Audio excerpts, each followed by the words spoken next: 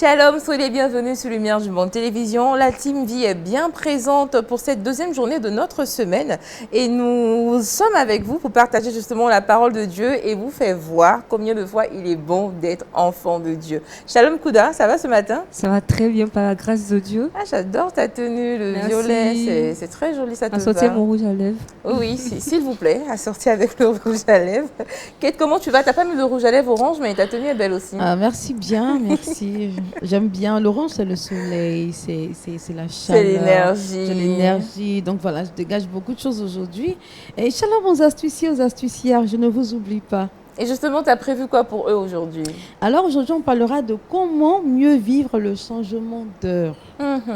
Alors, on a passé beaucoup de temps à la maison. Et là, on a un boulot, il faut se lever à 5 heures du mat pour aller au travail. C'est difficile. Pourtant, on a l'habitude de se lever à 10 heures. Et comment faire? Et puis, Pasteur Doubi et Docteur Repos, par exemple, qui voyagent beaucoup. Après, il faut aller en Israël. Il y a un décalage horaire. Comment faire pour réadapter son organisme à ce changement? On en parlera dans Wake Up. Et c'est dans le Trickbox où nous retrouvons Kate et Kouda. Par contre, on te retrouve dans le Saviez-vous et Culture Actu. Quels sont tes sujets? Bon, dans Culture Actu, on va parler de la Chine. Une nouvelle résolution a été émise. Ce n'est pas une très bonne nouvelle, mais on va en parler quand même. Et dans le Saviez-vous, on va parler de la vente aux enchères de la Bible hébraïque la plus ancienne et la mieux conservée qui existe en ce moment. Tu prépares les économies pour ça ou on attend? Je pense que LMTV va cotiser pour acheter, c'est mieux, tu vois. On va faire ça ensemble, le travail d'équipe. Le travail d'équipe, toujours. Et on n'oublie pas, nos invités sont bien présents. Vous avez reconnu Pasteur Doubi que nous recevons avec plaisir. Shalom, Pasteur. Shalom, merci. Soyez le bienvenu et on vous retrouve dans Méditons ensemble, c'est dans pas longtemps. Et notre invité du jour est bien entendu le professeur Orupo. Shalom, professeur. Shalom, Yann. Finalement, on ne sait plus quel titre lui donner, professeur. On lui donnera tous les titres, surtout celui d'enfant de Dieu. Exactement. C'est mieux. Alors avec vous aujourd'hui, de quelle thématique parlerons-nous? Nous parlerons des différents types de thé et leurs bienfaits sur l'organisme. Le thé blanc, le thé vert, le thé noir, rouge, le thé noir. Le thé violet? Il y a également le thé violet. Violet. Oui, les différents thés aromatisés, parfumés également, voilà. Eh bien, c'est dans pas longtemps, mais pour l'heure, le premier thé que nous vous servons ce matin, c'est bien entendu la parole de Dieu. Et c'est avec le pasteur Doubi, c'est maintenant dans Méditons ensemble. Pasteur Doubi, nous sommes tout assoiffés, on dira ça comme ça. Merci bien. Bonjour, chers téléspectateurs de LMTV. Que Dieu vous bénisse dans le nom précieux de notre Seigneur Jésus. Amen. Notre texte de méditation ce matin est tiré du livre de 1 Corinthiens, chapitre 3, à partir du verset 10 jusqu'au verset 12. Lisons ensemble la parole de Dieu. Selon la grâce de Dieu qui m'a été donnée, j'ai posé le fondement comme un sage architecte et un autre bâtit dessus. Mais que chacun prenne garde à la manière dont il bâtit dessus. Car personne ne peut poser un autre fondement que celui qui a été posé, savoir Jésus-Christ. Or, si quelqu'un bâtit sur ce fondement avec de l'or, de l'argent, des pierres précieuses, du bois, du foin, du chaume, l'œuvre de chacun sera manifestée. Que Dieu bénisse sa parole au nom de Jésus. Amen. Amen. Alors, le thème que je propose à ce passage est le suivant. Prends garde à la manière dont tu bâtis ta vie chrétienne. Prends garde à la manière dont tu bâtis ta vie chrétienne. L'apôtre Paul, pendant son deuxième voyage missionnaire, a été à la base de l'ouverture de cette église de Corinthe. Quelque temps après, il reçoit les nouvelles de cette église. Vous savez que l'église de Corinthe a commencé sur une bonne base. Il y avait des dons spirituels qui se manifestaient. Il y avait l'amour de Dieu. Il y avait le zèle. Les chrétiens étaient beaucoup engagés dans leur croyance, dans la foi en Jésus-Christ. Mais après quelques années, l'apôtre Paul va apprendre les nouvelles de l'église de Corinthe.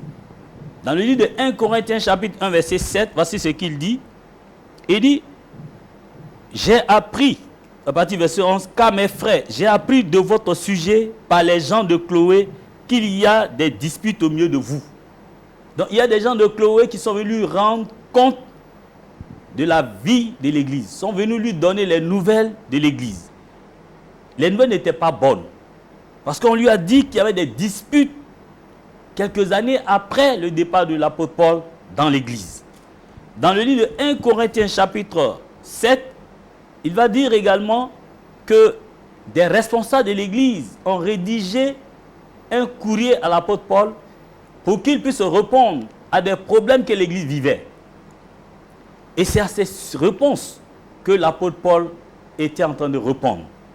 Il va leur dire que moi, l'apôtre Paul, je vous ai prêché Jésus, Jésus-Christ crucifié et ressuscité. C'est en son nom que vous avez cru. Votre foi repose sur Jésus-Christ. Jésus-Christ est le fondement. Prenez garde à la manière dont chacun de vous bâtit sur ce fondement. Chers frères et sœurs, lorsque nous acceptons le Seigneur Jésus comme notre Seigneur et Sauveur, cela ressemble à la fondation d'une maison, d'un bâtiment. Aucun bâtiment ne peut résister sans fondation. Christ est notre fondement, la fondation des bâtiments. Maintenant, lorsque tu nais de nouveau et que ta foi est en Christ, chacun doit maintenant utiliser des pierres qu'il faut pour bâtir sa maison. L'apôtre Paul a comparé la vie chrétienne à une maison. Vous savez, toutes les maisons ne se ressemblent pas. Il y a des maisons de bonne qualité et des maisons de mauvaise qualité. L'apôtre Paul va nous dire, prenez garde à la manière dont vous bâtissez votre vie chrétienne. Il va dire, prenez garde à la manière dont tu bâtis ta maison. Et parmi ceux qui bâtissent leur maison, il y a deux catégories de personnes. Ceux qui bâtissent avec des pierres précieuses et ceux qui bâtissent avec des pierres qui ne sont pas précieuses. Parmi ceux qui bâtissent avec les pierres précieuses, ces personnes utilisent de l'or et de l'argent. Ce sont des pierres précieuses. Avez-vous vu une fois une maison bâtie en or, des briques en or? Avez-vous vu une fois des briques tapées en argent? Il y en a. Si cela n'existe pas dans le monde physique, cela existe dans le monde spirituel. L'apôtre Paul dit, bâtissons avec des pierres précieuses. Chers frères, chères sœurs, prends garde à la manière dont tu bâtis ta vie chrétienne. L'enseignement que l'apôtre Paul veut nous donner, il veut nous encourager à bâtir notre vie avec les pierres précieuses. Malheureusement, il y a des personnes qui bâtissent leur maison avec des mauvaises pierres, avec des pierres qui ne sont pas de valeur. Ces pierres sont du bois et du foin, du chaume. Pour ceux qui ont fait le village, connaissent les herbes qu'on utilise pour construire les apatables. Ces maisons ne peuvent pas résister au feu. Il suffit qu'il y ait un incendie et ces maisons s'écroulent. Mais une maison bâtie en or et en argent résiste au feu. Ici, l'apôtre Paul dit, sur la terre, tu peux bâtir ta maison avec des pierres que tu caches. Parce que les pierres précieuses, souvent, la vie chrétienne peut être bâtie sur du faux. Parce que ce sont des pierres qu'on ne voit pas.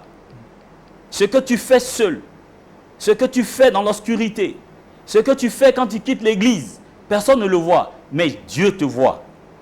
Et un jour, la Bible dit, le jour du dernier jugement, chacun passera par le feu. Si tu as bâti ta maison avec des pierres en bois, en foin, ta maison ne résistera pas. Par contre, si tu bâtis ta maison avec des pierres précieuses, de l'or et de l'argent, ta maison résistera. Maintenant, vous allez me poser la question, pasteur, quelles sont ces pierres précieuses? Il ne s'agit pas de l'or et de l'argent physique que nous voyons, mais il s'agit du Saint-Esprit. Le Seigneur veut que chacun de nous bâtisse sa vie chrétienne avec le Saint-Esprit, sur le fondement du Saint-Esprit.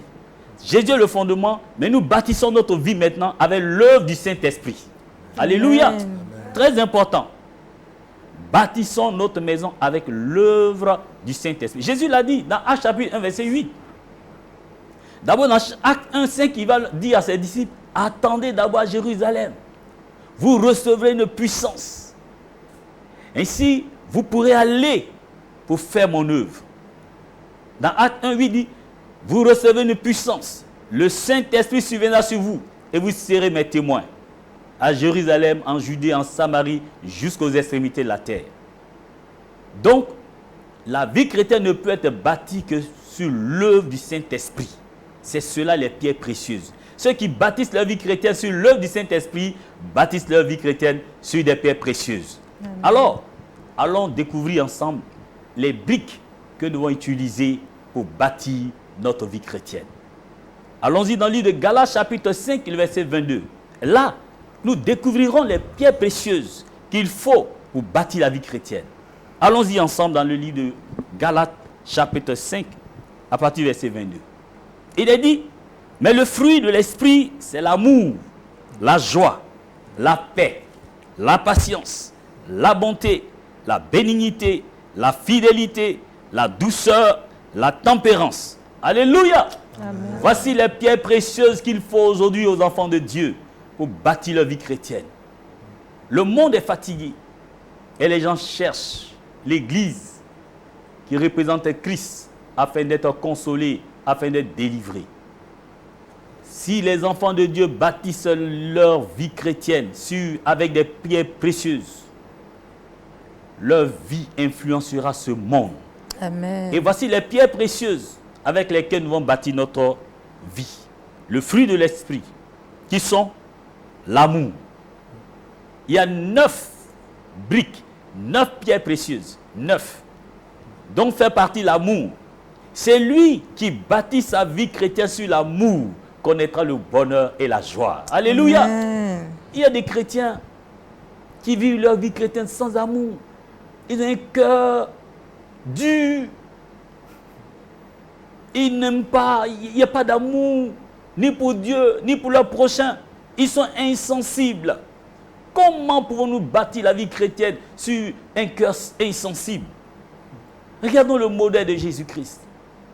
La Bible, Dieu a tellement aimé qu'il a donné Jésus-Christ. Chers frères, bâtissons la vie chrétienne sur l'amour. Alléluia. Amen. Deuxième brique, la joie. La joie. Soyez toujours joyeux. C'est cela un enfant de Dieu. Parce que notre destinée finale n'est pas cette terre. Notre nom est écrit dans le livre de vie. Et un jour, nous verrons Jésus. Il essuiera nos larmes. Alléluia. Amen. C'est pourquoi nous devons être dans la joie chaque jour, bien-aimés. Puisque Christ est notre fondement, nous devons toujours bâtir notre vie chrétienne sur la joie. Sois toujours dans la joie. Amen. Ceux qui n'aiment pas être joyeux créent des maladies souvent dans leur propre vie. Vous savez, le chagrin, l'amertume peut même sécréter des hormones qui vont créer le cancer dans votre corps. Et vous mourrez très tôt.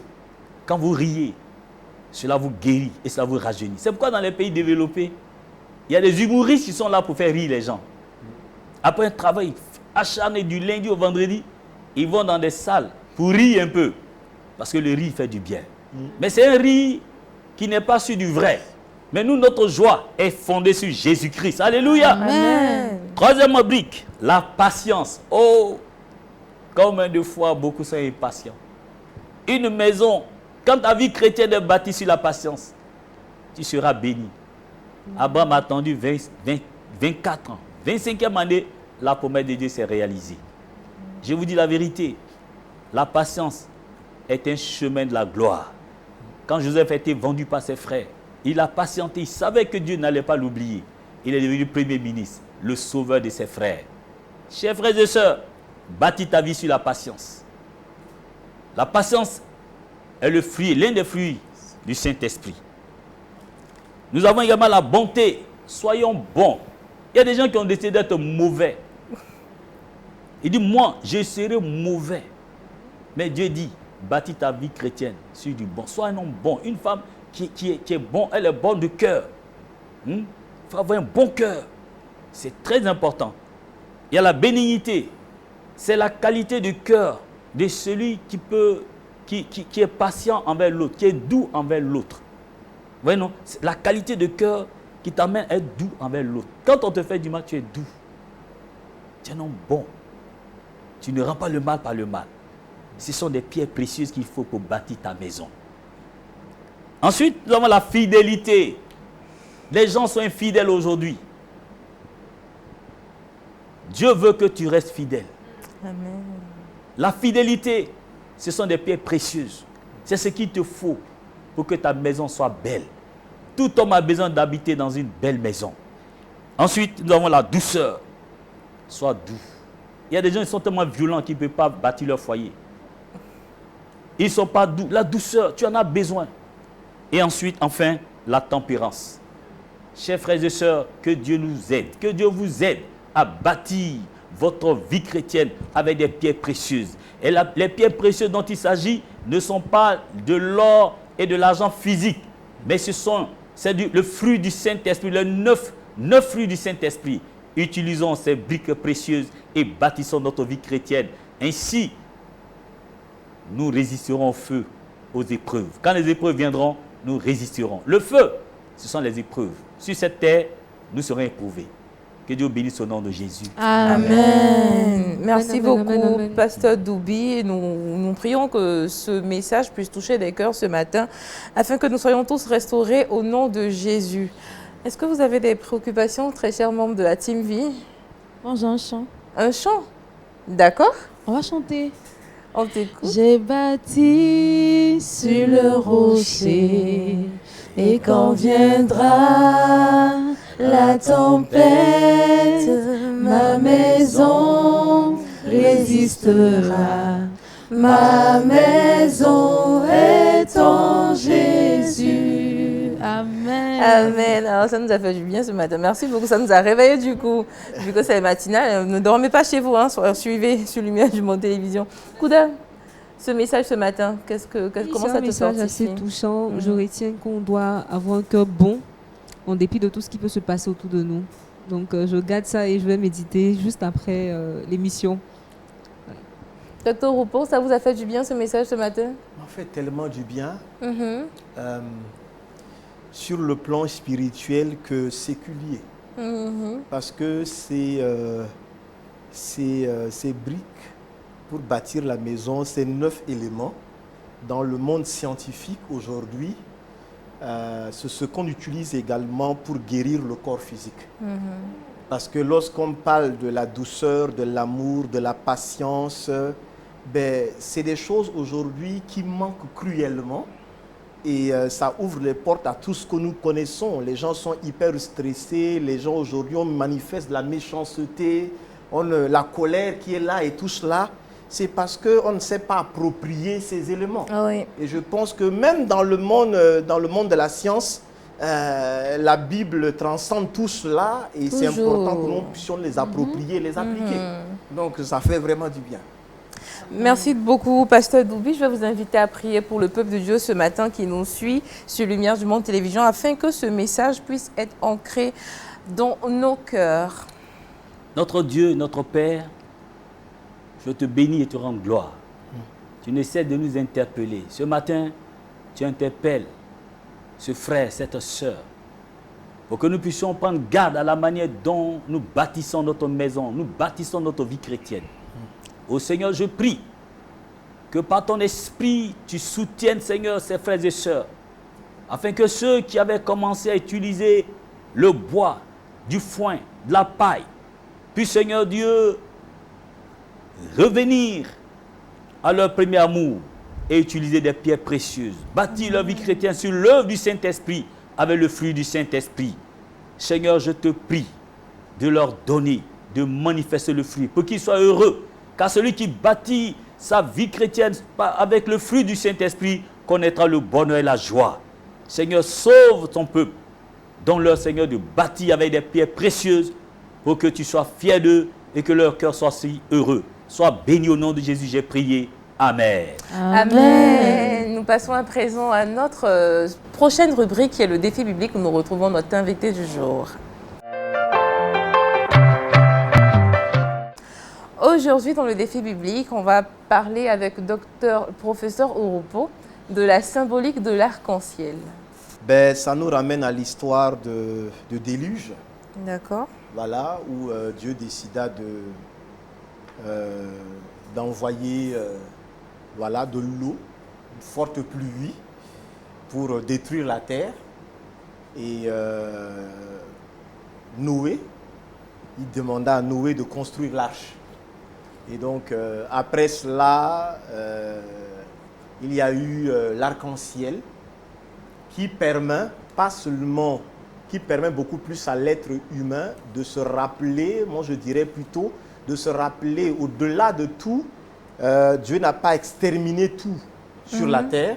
Voilà, il y a une poignée qui a été sauvée selon la souveraineté de Dieu.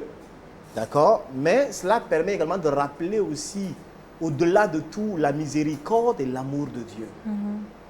Voilà. Et donc, l'arc-en-ciel, c'est pour également faire savoir que, au-delà de tout, mais il y a l'alliance, je bâtis de l'alliance entre vous et moi, et je ne vais plus détruire la terre à travers vraiment de l'eau. Et aujourd'hui, malheureusement, l'homme pensant être ingénieux utilise autrement cela. Voilà, parce qu'aujourd'hui, vous allez vous rendre compte que les gens utilisent le symbole de l'arc-en-ciel pour autre chose. Mais sinon, l'aspect original, c'est vraiment de l'alliance que Dieu bâtit vraiment avec sa créature, pour également rappeler sa miséricorde face à tout. Il est capable de tout, de détruire et de reconstruire. Mais malgré l'animosité de l'homme, il a pu sauver une poignée. Et la miséricorde de Dieu et l'amour de Dieu, comme l'a si bien dit le pasteur tout à l'heure, Dieu continue toujours à le manifester jusqu'à aujourd'hui.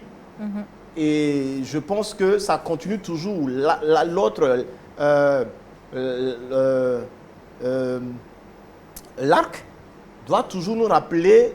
Vous allez vous rendre compte que même pendant qu'il y a une forte pluie, parfois ça apparaît. Ça veut dire que ça existe jusqu'à aujourd'hui. Et c'est divin. Ce n'est pas quelque chose qui est créé, je ne sais pas, en 2000 ici, où les gens utilisent cela pour autre chose. Ça existe il y a longtemps. Donc, il ne faudrait pas qu'en tant que chrétien, lorsque souvent je peux porter parfois un habit où il y a peut-être plusieurs couleurs, les gens pensent directement que c'est peut-être que je suis quelqu'un qui est peut-être homosexuel ou bien quelqu'un. Non, les couleurs ont été créées par Dieu. Et donc, je ne dois pas avoir honte parfois de porter plusieurs couleurs. Donc ça aussi, c'est important aussi de rappeler cela. Maintenant, les gens qui l'ont pris pour faire autre chose avec, c'est là où il y a problème. C'est la même chose comme de la musique qui est inspirée de Dieu, c'est Dieu qui l'a créée, mais que le diable l'a déformée pour autre chose. Donc voilà un peu ce que je pourrais dire concernant l'arc-en-ciel. Arc-en-ciel, symbole d'alliance entre Dieu et les hommes qui promet de ne plus détruire la terre par le déluge. Docteur Doubi, pasteur Doubi, pardon, un mot justement sur cette symbolique déformée par le monde aujourd'hui. Oui, effectivement, le symbole de l'arc-en-ciel vient de Genèse chapitre 8, à partir du verset 20 jusqu'au verset 22. C'est dit, tant que la terre subsistera, les semailles et la moisson, le froid et la chaleur, l'été, l'hiver, et ainsi de suite. Dieu a décidé de ne plus détruire la terre avec le déluge. Voilà, donc c'est le symbole qu'il a montré quand Noé a dressé l'autel, qu'il a remercié le Seigneur. Dieu fait apparaître l'arc-en-ciel pour dire, moi l'Éternel, j'ai décidé de ne plus détruire la terre avec le déluge. Ce que sa bouche dit, sa main l'accomplit. Il est fidèle à sa parole. Et il montre le signe que moi l'Éternel, je ferai ici.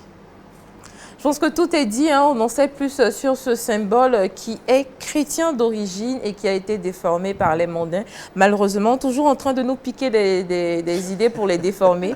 Mais au nom de Jésus, on aura la victoire. Allez, on passe à une autre étape de cette rencontre. Il s'agit bien entendu de bonne santé. Nous retrouvons notre invité du jour qui est le professeur Ouroupo. Professeur Ouroupo, avec vous, on parle des différents bienfaits du thé. Le thé vert, le thé rouge, le thé noir. Quelles sont ces différences entre les thés et quels sont les bienfaits dont on peut bénéficier? Alors, une boisson tellement prisée par plusieurs, parce que d'abord, les thés viennent de l'Asie. Voilà, c'est le monde asiatique, eux, ils aiment prendre du thé. Il y a tellement plusieurs variétés de thé qu'on se perd lorsqu'on va en Asie. Parce que les desserts pour l'Asie, écoutez, c'est les thés. Ce n'est pas des glaces et tout ce que nous connaissons ici. Non. Ils prennent systématiquement différents types de thé pour le matin, à midi, pour le soir, pour se relaxer. Vraiment, c'est extraordinaire. Alors, le thé vient d'un arbre qu'on appelle le théier ou bien le Camellia sinensis. Alors, sur le plan botanique. Et pour obtenir les différents types de thé, ces feuilles-là ont subi plusieurs transformations. D'accord. Il y a d'abord l'aspect des récoltes.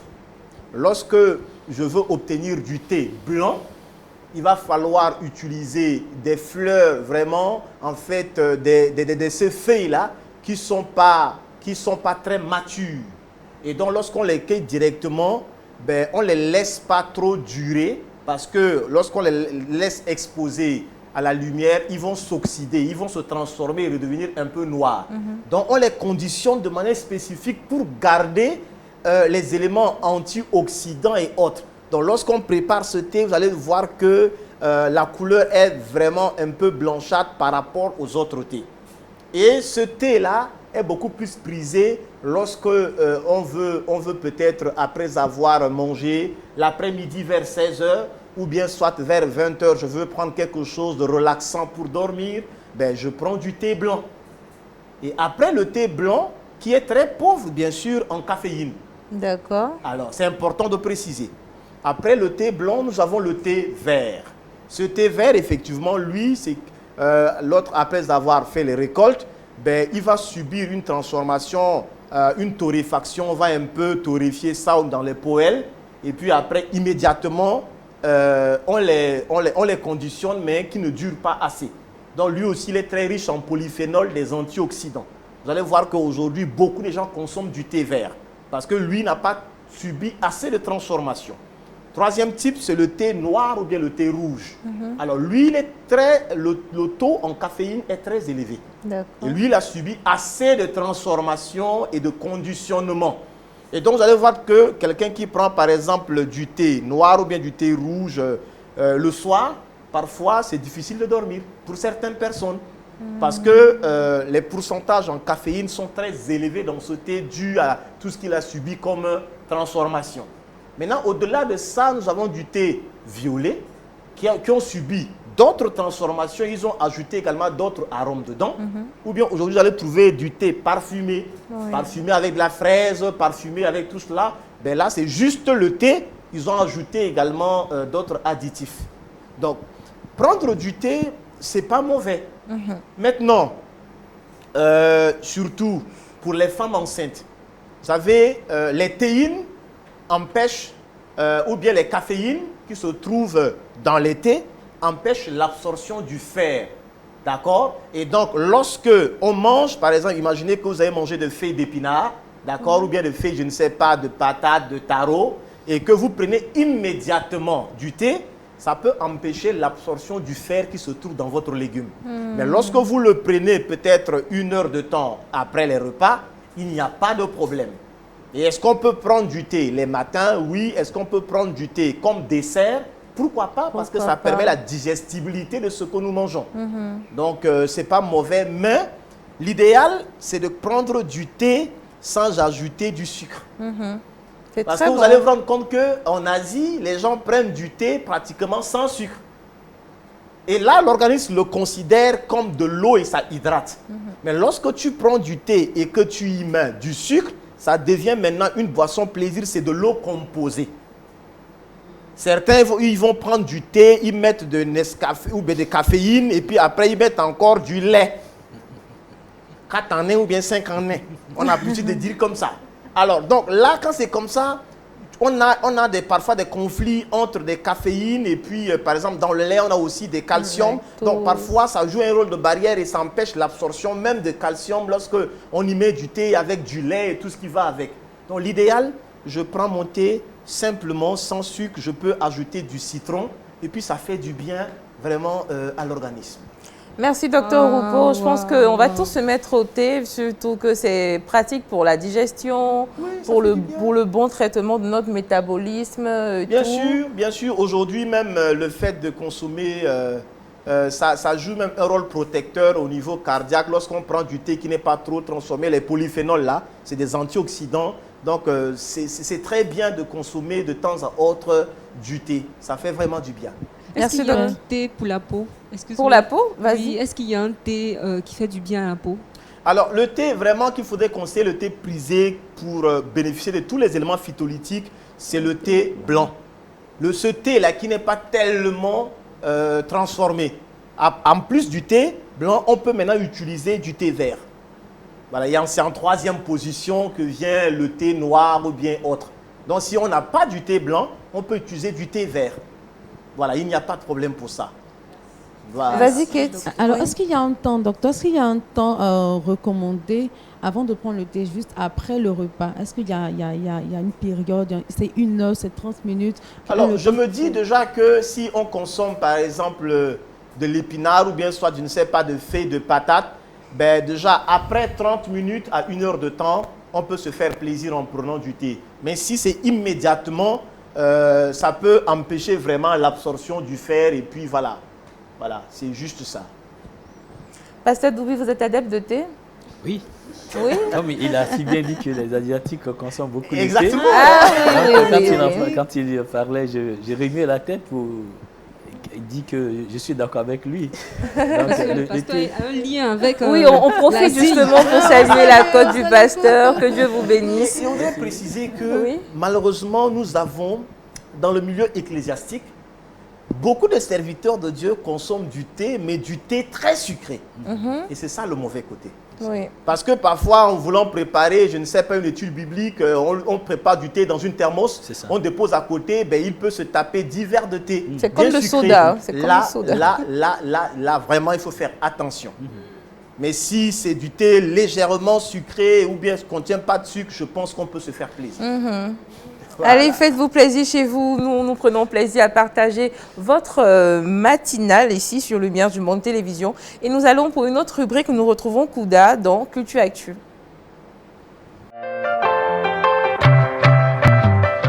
Alors Kouda, avec toi, tu nous as annoncé tout à l'heure une petite mauvaise nouvelle. Voilà. On va parler de la Chine. Plusieurs fois sur ce plateau, on a parlé du fait que la Chine promeut une politique de laïcité. Et pour justement bien effectuer, bien appliquer cette politique-là, elle va chercher à contrôler l'organisation de certaines religions, notamment le christianisme. Et dans la province du Moins d'Henan, une nouvelle résolution a été appliquée. On demande à tous les chrétiens, avant de se rendre au culte, de s'inscrire sur d'abord, ils doivent télécharger une application qui est Smart Religion, où ils doivent s'inscrire avant de se rendre au culte. Donc, ils vont s'inscrire, mettre nom, prénom, profession, nombre d'enfants, âge, en tout cas des données très personnelles. Et ils doivent recevoir un message qui les autorise à se rendre au culte. Tout simplement. Tu n'as pas reçu cette autorisation, tu ne peux pas te rendre au culte.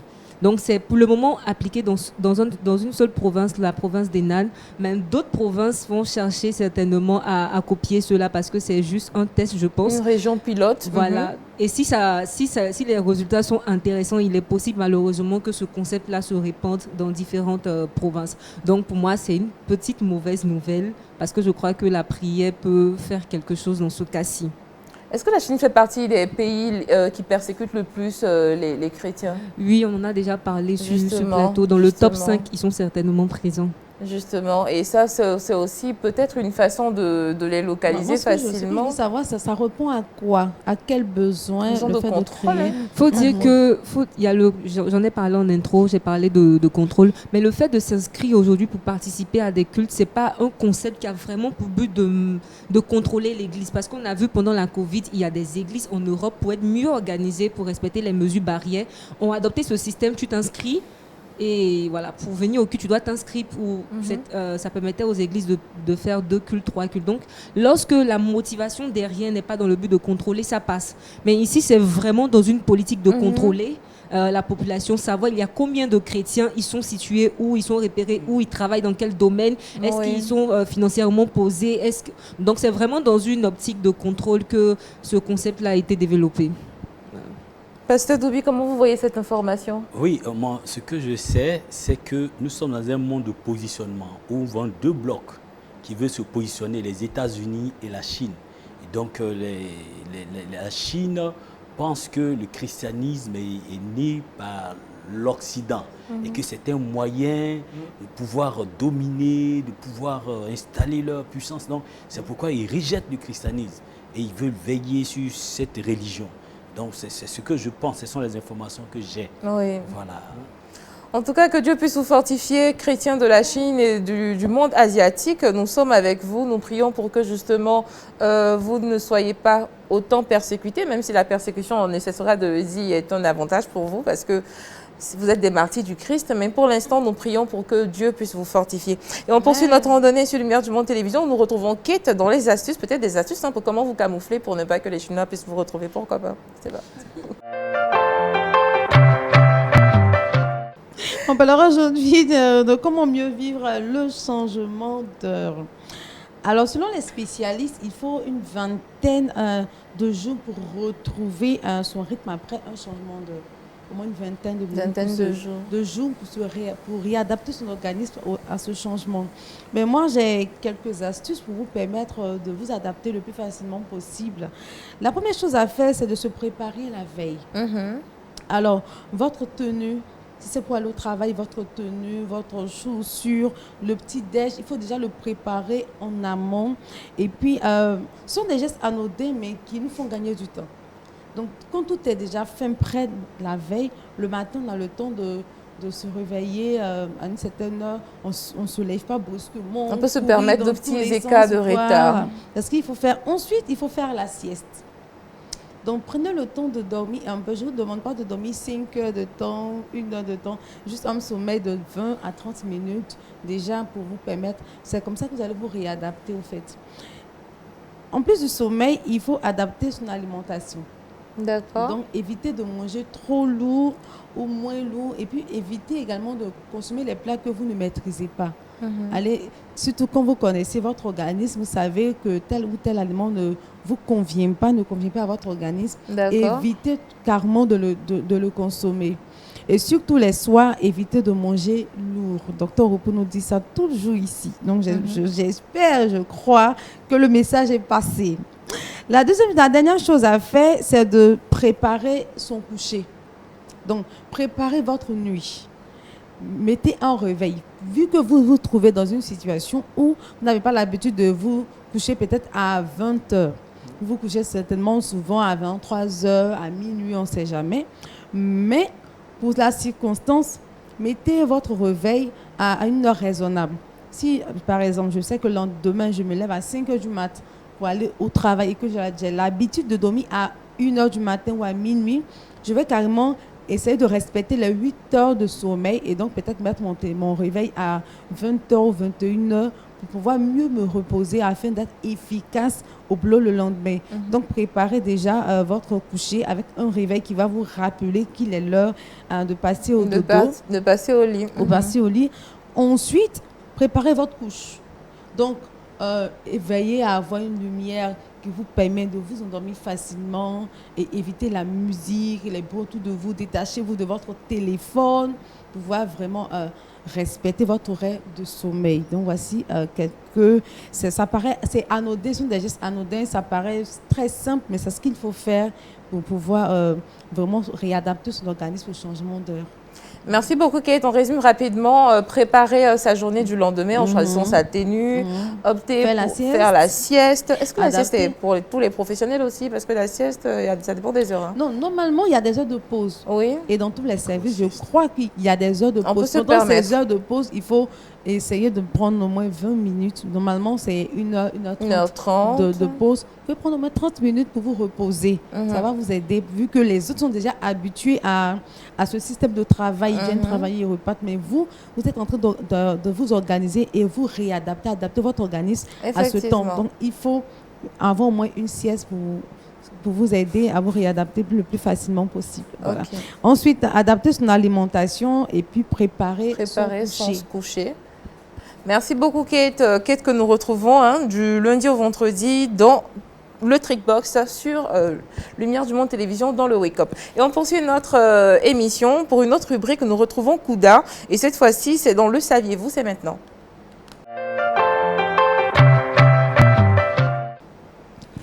Alors, Kouda, qu'est-ce que tu démystifies aujourd'hui? Donc, en intro, on a parlé de la Bible. La Bible la plus chère. La plus chère, la plus ancienne, La plus et la ancienne plus aussi. complète. Et je précise que c'est la Bible hébraïque. C'est Oui. pas la Bible qui contient tous les livres avec les évangiles, mais c'est la Bible hébraïque qui contient seulement que des livres liés à l'Ancien Testament. Donc cette Bible-là sera vendue aux enchères le 16 mai 2023 à New York. Et cette Bible-là s'appelle le Codex Saxon Le à Codex cause du Saxon. propriétaire actuel qui s'appelle Salomon. Donc il a donné son nom en fait à cette Bible-là tout simplement. Elle est composée de 24 livres de l'Ancien Testament et elle est estimée en ce moment entre 30 et 50 millions. Et si effectivement elle a été vendue le jour J, disons le 16 mai, elle sera le livre le plus cher qui a été vendu aux enchères dans le monde entier. Donc le fait que ce soit la Bible, c'est aussi pour dire que c'est vraiment un diamant qu'on a entre les mains tout simplement. Comme quoi, on sera toujours à la tête, hein, qu'importe ce que vous écrivez. C'est important. Faut toujours le dire. N'est-ce pas, docteur, Oui, pasteur? vous savez, ce livre a résisté aux intempéries, je dis à la persécution des rois qui ont voulu même brûler la Oui. Bible, mais ils n'ont pas pu. Non, pas Si pu. la Bible a existé jusqu'à aujourd'hui, c'est que c'est la main de Dieu qui a gardé ce livre. Amen. Et donc, il est bien de l'avoir. Il est très important d'avoir la Bible sur soi et de méditer surtout la parole de Dieu pour vous permettre justement d'avoir une meilleure vie en Christ. Et vous savez, vous avez la possibilité, très chers téléspectateurs, de nous faire parvenir vos préoccupations et que nous soumettons à notre pasteur du jour. Et aujourd'hui, dans Pasteur, je veux savoir, la question est la suivante. Faut-il renoncer à mon mariage? C'est une question qui nous vient du Cameroun. Faut-il renoncer à mon mariage suite à la découverte des pratiques homosexuelles de mon homme? Pasteur Doubi, que répondez-vous? Alors, si une femme découvre les pratiques homosexuelles de son mari, la question est de savoir est-ce que ces pratiques se faisaient avant ou bien c'est maintenant que cette dernière se rend compte de ces pratiques. Alors, si cet homme a caché ses pratiques d'homosexualité avant le mariage et que pendant le mariage, il continue de le faire, c'est une trahison et ça ressemble à l'adultère. Hein, je classe cela dans le groupe de l'adultère. Voilà. Donc, quand nous référons à Matthieu chapitre 19, le Seigneur nous a dit, et les disciples sont venus vers Jésus pour dire à quel moment on doit divorcer. Certains ont dit c'est pour n'importe quelle raison. D'autres disent non, c'est pour les cas d'adultère. Jésus a dit, quand Dieu créait l'homme, il n'a pas préparé le plan B. Il n'y avait pas de divorce. Mais les gens sont devenus ingénieux au mal. Ils sont devenus mauvais. C'est pourquoi, quand il y a ces cas, il faut approcher votre pasteur. Le pasteur va vous auditionner. Il va voir le cas dans lequel tu es pour vous aider. Parce qu'on ne peut pas donner l'autorisation de divorcer. Sinon, ce serait une permission pour que les gens divorcent en cascade. Donc, ces genres de cas, il faut l'expliquer au pasteur. La question est, comment la sœur, comment est-ce qu'elle n'a pas pu se prendre pour tomber dans un tel piège? Parce que si tu divorces avec ce dernier et que tu vas encore te remarier et que ce dernier encore pratique la même chose, comment tu vas te comporter? Il faut croiser ton pasteur pour traiter ce sujet. Merci, pasteur Doubi. Je crois que tout est dit, mais vous allez répondre par oui ou non, mesdames. Si tu étais justement Kate à la place de la dame, est-ce que tu divorceras? Oui ou non, Kate? Kouda, oui ou non? Si on est déjà marié, je ne vais pas divorcer. D'accord. Kouda, Kate et toi? On va aller être auditionné par le pasteur et puis à la suite, on verra quoi faire. On verra quoi faire justement sur Lumière du Monde Télévision. Nous avons pour vous le verset boussole pour vous aider à mieux marcher en Christ. Et c'est Kate qui dit le verset. 1 Corinthiens 3, verset 12. L'œuvre de chacun sera manifestée. Amen. Amen. Et nous prions justement que la parole de Dieu soit votre boussole quotidiennement afin que vos œuvres puissent témoigner de votre appartenance à Christ. Restez bénis et merci d'être fidèles sur Lumière du Monde Télévision. Shalom. Shalom. Shalom, shalom.